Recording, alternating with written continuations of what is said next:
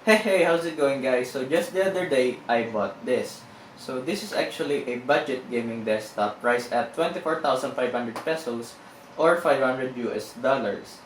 So I bought it from Chipid Computer. If you don't know them, be sure to check out the link in the description as I'll be leaving a link to their Facebook page down there. So if you're in the market for any desktop in general, be sure to check them out. So, you might be thinking, hey, I can get a budget gaming desktop for a much lower price, right? But this one in particular isn't just for casual gaming, but for demanding FPS games as well. So for the specs, the one that I got has an Asus H81MD motherboard, an Intel Core i5-4460 quad-core processor clocked at 3.2 GHz, a Palit GeForce GTX 750 Ti with 2 gigs of RAM, an 8 gig Kingston HyperX DDR3 memory, a Seagate 1TB hard drive, a 500-watt Cougar power supply, and 4 individual cooling fans all housed in an AeroCool Ice Frostbite 4 casing. So while the specs are quite nice, how does it perform in gaming? So expect this to run day-to-day tasks smoothly, of course. But if you're into video editing and heavy multitasking, then I suggest upgrading the processor to an octa-core one and the memory to 16 gigs. So for the gameplay, I use Fraps for the gameplay capture and FPS counter. So yeah, just see for yourself how it performs. Also stay tuned as I'll also be giving tips in buying a gaming desktop.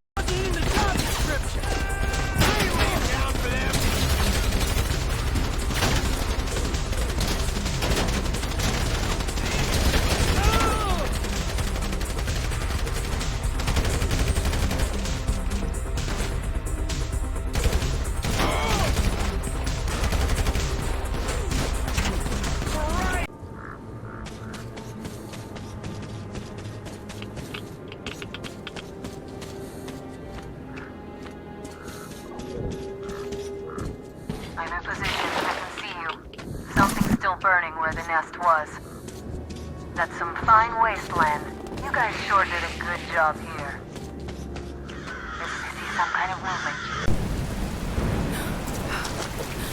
Okay.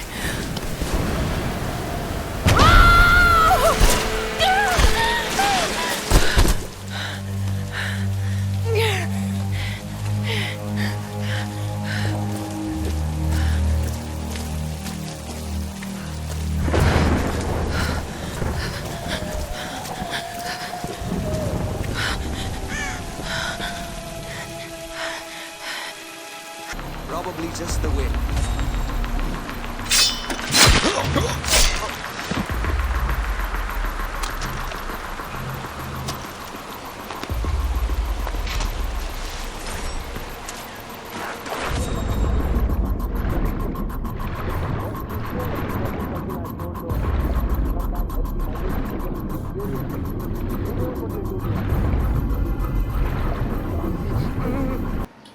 Now for the tips in buying a gaming desktop. First of all, the monitor. So what I'm about to say is the specs that your monitor needs to have. So first of all, the size. Make sure that the size of your monitor is comfortable for you to look at the distance you usually game. So maybe somewhere along 22 to 26 inches. So it has to have at least a VGA or DVI port if you're a casual gamer. But for better picture quality and overall performance, then I strongly suggest getting a monitor with a HDMI or a display port if you want to play at a resolution of 1080p or Full HD or higher. Now for the refresh rate. So make sure at least it has a refresh rate of 60 Hz, but 75 Hz or higher if you want better overall performance. For the response time, a monitor with 16 milliseconds of response time will do for casual gaming such as League of Legends and Dota 2, but lower than 16 milliseconds for more intensive games. So for the response time, lower is better. Also, I suggest an LED monitor for lower power consumption and don't mind spending a little bit more money. Now, for the gaming desktop, buying one just like this is more than enough as long as you're not playing at a resolution higher than 1080p, namely 2K or 4K. So playing at these resolutions is a whole different story, so I won't be including it here. So yeah. Also, if you're someone who spends, I don't know, maybe 8 to 10 hours a day of non-stop usage, then I strongly recommend you getting your desktop sufficient ventilation. So that means at least 3 ventilation fans, or if you have the money for it, get a liquid cooling system. But make sure you get it installed by someone knowledgeable of liquid cooling systems if you don't know anything about them, as it can lead to disasters such as this. Also, if you don't want to shorten the overall lifespan of your components, especially your processor and your graphics card. Also, I'm not a big fan of overclocking a CPU or graphics card, so don't ask me about that. Lastly, I have a question for you. Do pixels matter to you?